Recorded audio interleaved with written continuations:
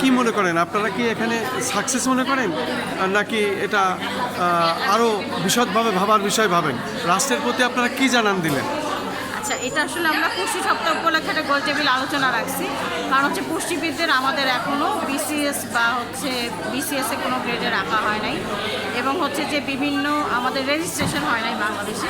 তো এটা আসলে একটা অনেক বড় কনসার্ন। প্রত্যেক বছর প্রত্যেকটা অনেকগুলো ইনস্টিটিউট থেকে অনেকজন নিউট্রিশনিস্ট বের হয়, কিন্তু সেই হিসেবে তাদের রেজিস্ট্রেশন হয় না, যেটা নিয়ে আমরা খুবই প্রবলেম ফেস করতেছি, এবং বিদেশে পড়তে গেলেও আমাদের এটা নিয়ে প্রবলেম হচ্ছে।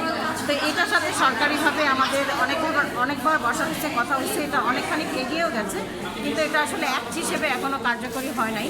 তো আমাদের এই গোল টেবিলের আলোচনার উদ্দেশ্যই ছিল যে এটা যেন অ্যাক্ট হিসেবে কার্যকর হয়, অ্যাক্ট হিসেবে আসে, এবং হচ্ছে যে আমরা যেন মানে রাষ্ট্রীয়ভাবে নিউট্রিশনিস্টরা স্বীকৃতি পায়, তাদের যেই মানে পুষ্টিবিদ হিসেবে যে স্বীকৃতি, সেটা যেন আইনগত স্বীকৃতি হিসেবে ইয়ে হয়। এই জন্য আমরা গোল টেবিল আলোচনা রাখছিলাম।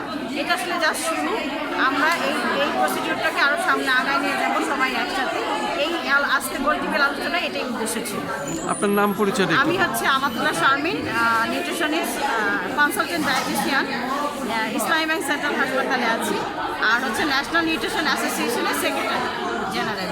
আপনাকে অনেক অনেক ধন্যবাদ এই সংক্ষিপ্ত সাক্ষাৎ দেওয়ার জন্য।